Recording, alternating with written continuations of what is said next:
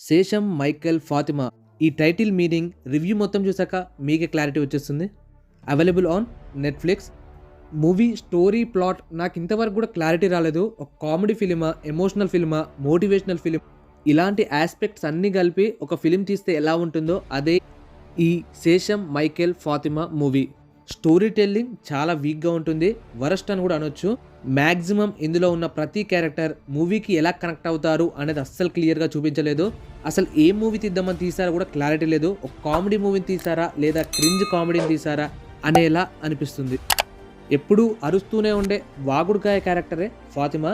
తినకి football match చూస్తున్నప్పుడు commentary అనేది చాలా ఇంట్రెస్టింగ్గా అనిపిస్తుంది. ఎలాగైనా కామెంటేటర్ కావాలి, మెయిన్లీ ఫుట్బాల్ కామెంటేటర్ కావాలి అనే గోల్ అప్పుడే సెట్ అవుతుంది.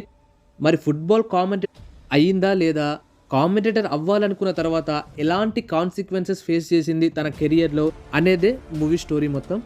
ఫుట్బాల్ కామెంటేటర్ అంటే ఎక్కువగా మాట్లాడాలి, ఎప్పుడు వాగుడుకాయలా కనిపిస్తూ ఉండాలి. కాబట్టి కావాలనే కొన్ని సీన్స్ని ఫోర్స్ఫుల్గా ఎక్కువ మాట్లాడే సీన్స్లా మారుస్తూ ఉంటారు.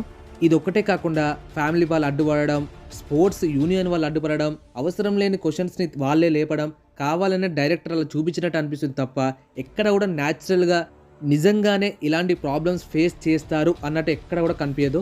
శివ అనే క్యారెక్టర్ కూడా అసలు ఎందుకు వచ్చింది, కొంచెం కూడా ఖాళీ లేకుండా చాలా బిజీగా వెళ్ళిపోతూ ఉంటుంది. అండ్ ఫాతిమా క్యారెక్టర్ కూడా బిజీగా ఫాస్ట్ ఫార్వర్డ్ ట్యూన్లో వెళ్ళిపోతూనే ఉంటుంది.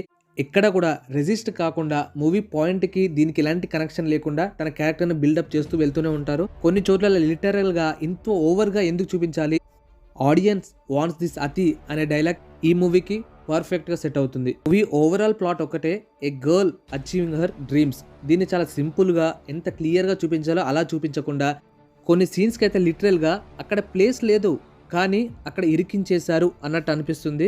మరి ఎందుకు ఆ సీన్స్ పెట్టారు, అసలు ఆ సీన్స్కి స్కోప్ లేకపోయినా ఆడియన్స్కి ఇలాంటి సీన్స్ ఉంటేనే ఎమోషనల్గా కనెక్ట్ అవుతారు అన్నట్టుగా ఆర్టిఫిషియల్గా story telling, artificial scope less scenes ఉంటాయి. అండ్ క్యారెక్టర్స్ పర్ఫార్మెన్సెస్ అంటే only positive. Kalyani Priyadarshi performance, ఈమె తప్ప మూవీలో మనకి ఏ క్యారెక్టర్ కనబడదు. అండ్ మిగతా యాక్టర్స్ డీసెంట్ పర్ఫార్మెన్సెస్, ఎంత చేయాలో అంతే చేశారు. బీజిఎం అంటే అసలు లేనే లేదు, సాంగ్స్ అయితే వరస్ట్.